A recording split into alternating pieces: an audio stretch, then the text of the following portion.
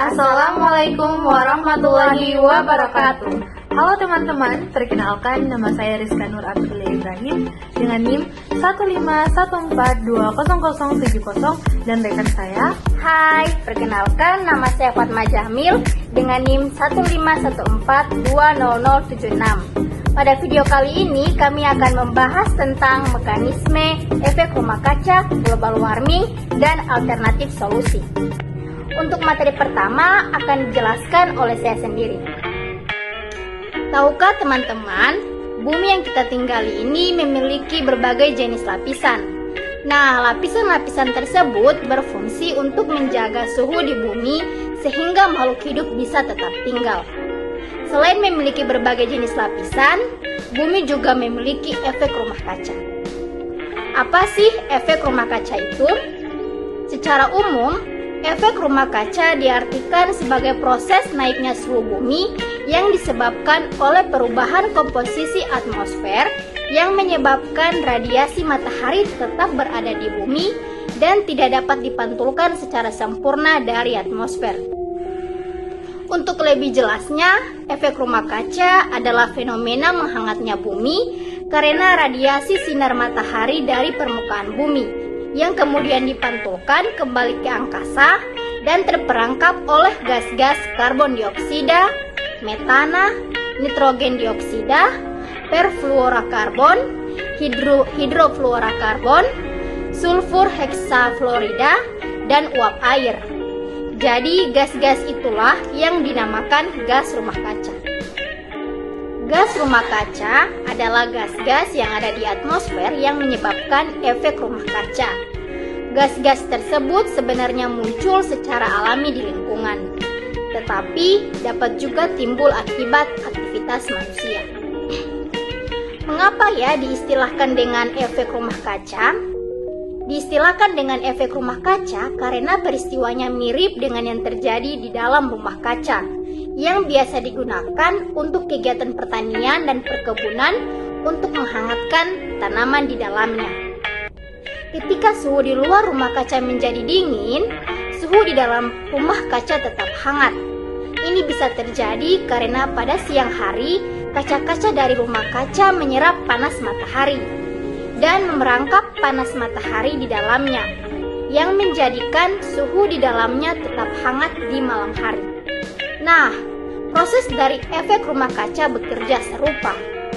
Gas-gas pada atmosfer seperti karbon dioksida memerangkap panas matahari seperti kaca pada rumah kaca. Jadi, sekarang kita tahu ya mengapa dinamai efek rumah kaca. Bukan karena banyak bangunan kaca di muka bumi ini, tapi sistem kerjanya seperti rumah kaca. Agar teman-teman lebih mengerti, yuk kita simak proses efek rumah kaca berikut ini. Prosesnya yaitu ketika radiasi sinar matahari mengenai permukaan bumi, maka akan menyebabkan bumi menjadi panas. Radiasi panas bumi akan dipancarkan lagi ke atmosfer. Nah, di sini panas yang dipancarkan oleh bumi tadi terhalang oleh gas rumah kaca, sehingga terperangkap dan dipantulkan kembali ke bumi. Proses ini akan menahan beberapa panas yang terperangkap, kemudian menyebabkan suhu bumi meningkat. Akibatnya, bumi tetap menjadi hangat dan suhunya semakin meningkat. Gas-gas rumah kaca membiarkan cahaya matahari masuk ke dalam bumi, akan tetapi gas tersebut juga memantulkannya kembali ke permukaan bumi. Dengan demikian, kondisi di bumi tetap hangat seperti halnya rumah yang dindingnya terbuat dari kaca. Coba kita bayangkan, semakin banyak jumlah gas rumah kaca yang berada di atmosfer, maka semakin banyak pula panas matahari yang terperangkap di permukaan bumi, sehingga bumi pun menjadi semakin panas. Nah, selanjutnya akan dijelaskan oleh rekan saya. Materi selanjutnya penyebab efek rumah kaca. Efek rumah kaca disebabkan karena naiknya konsentrasi gas karbon dioksida dan gas-gas lainnya di atmosfer. Kenaikan konsentrasi gas CO2 ini terjadi akibat kenaikan pembakaran bahan bakar minyak, batu bara, dan bahan bakar organik lainnya yang melampaui kemampuan tumbuhan-tumbuhan dan laut untuk mengaborsinya. Meningkatnya gas rumah kaca tersebut dikontribusi oleh hal-hal berikut. Yang pertama, energi. Pemanfaatan berbagai macam bakar fosil atau BBM memberi kontribusi besar terhadap naiknya konsentrasi gas rumah kaca terutama CO2. Yang kedua, kehutanan. Salah satu fungsi hutan adalah sebagai penyerap emisi gas rumah kaca karena hutan dapat mengubah CO2 menjadi O2, sehingga pengerusakan hutan akan memberi kontribusi terhadap naiknya emisi gas rumah kaca. Yang ketiga, peternakan dan pertanian. Di sektor ini, emisi gas rumah kaca dihasilkan pemanfaatan pupuk, pembusukan sisa-sisa pertanian, dan pembusukan kotoran-kotoran ternak, serta pembakaran sabana. Pada sektor pertanian, gas metana CH4 yang paling banyak dihasilkan. Yang keempat, sampah. Sampah sebagai salah satu kontributor terbesar bagi terbentuknya gas metan CH4 karena aktivitas manusia sehari-hari. Selanjutnya, dampak efek rumah kaca. Apakah efek rumah kaca memberikan keuntungan atau kerugian bagi kehidupan di bumi? Nah, di atmosfer, bumi terdapat banyak gas-gas rumah kaca alami. Tanpa adanya gas-gas rumah kaca tersebut, di muka bumi tidak akan terjadi, seperti halnya di planet Mars. Bumi juga akan menjadi sangat dingin apabila tidak terdapat gas-gas rumah kaca di atmosfernya. Sebaliknya, jika jumlah gas-gas rumah kaca tersebut bertambah di atmosfer, maka suhu bumi akan meningkat. Efek rumah kaca seringkali dikaitkan dengan istilah pemanasan global. Pemanasan global sendiri adalah istilah yang digunakan untuk menggambarkan peningkatan suhu rata-rata atmosfer dan lautan secara bertahap serta sebuah perubahan yang diyakini secara permanen mengubah iklim bumi.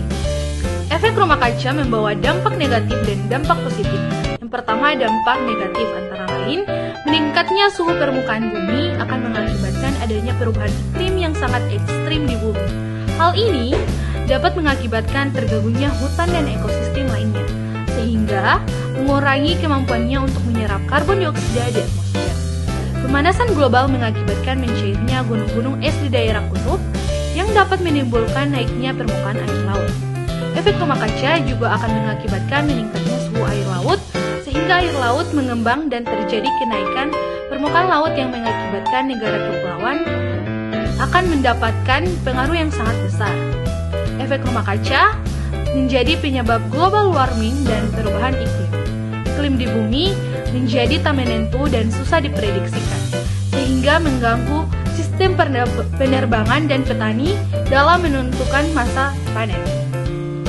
Yang kedua, dampak positif antara lain, efek rumah kaca sangat berguna bagi kehidupan di bumi karena gas-gas dalam atmosfer dapat menyerap gelombang panas dari sinar matahari, menjadikan suhu di bumi tidak terlalu rendah untuk memenuhi makhluk hidup. Dengan adanya efek rumah kaca, membuat manusia menjadi berhati-hati dan berhemat terhadap penggunaan bahan bakar fosil. Penggunaan listrik. Dengan adanya efek rumah kaca, manusia menjadi sadar bahwa pohon dan hutan memiliki arti penting sekali bagi kelangsungan kehidupan, yaitu salah satunya dapat menyerap gas polutan dan menghasilkan oksigen. Maka reboisasi kembali digalakkan dan penanaman pohon di kota-kota besar mulai dilakukan. Manusia menjadi kreatif karena mengolah limbah seperti plastik, kertas untuk didaur ulang menjadi barang yang ekonomis. Yang terakhir, solusi mengatasi efek rumah kaca. Kita sebagai makhluk di muka bumi ini hendaknya menjaga bumi kita agar tetap sehat. Nah, adapun cara menanggulangi atau mengurangi efek rumah kaca ini tentunya harus dimulai dari diri sendiri pada setiap orang. Beberapa alternatif solusi yang dapat dilakukan sebagai upaya pengendalian dan efek rumah kaca itu yang pertama, memperbanyak vegetasi. Satu pohon berukuran besar dapat menyebabkan 6 kg CO2 per tahunnya. Dalam seluruh masa hidupnya, satu pohon dapat menyerap 1 ton CO2. Yang kedua, perilaku ramah lingkungan. Perilaku ramah lingkungan dapat dilakukan seperti membiasakan berjalan kaki, menggunakan telekonferensi untuk rapat, atau pergi bersama-sama dalam satu mobil. Bila memungkinkan, gunakan kendaraan yang menggunakan bahan bakar alternatif. Ketiga, kurangi belanja industri. Jenis industri yang membutuhkan banyak bakar fosil sebagai contohnya besi, baja, bahan kimia, pupuk, semen, gelas, keramik, dan kertas. Oleh karena itu, jangan cepat membuang barang, lalu membeli yang baru. Setiap proses produksi barang menyumbang CO2. Yang keempat, gunakan lampu hemat energi. Menggunakan lampu hemat energi dapat menghemat 400 CO2 dan lampu hemat energi 10 kali lebih tahan lama daripada lampu pijar biasa.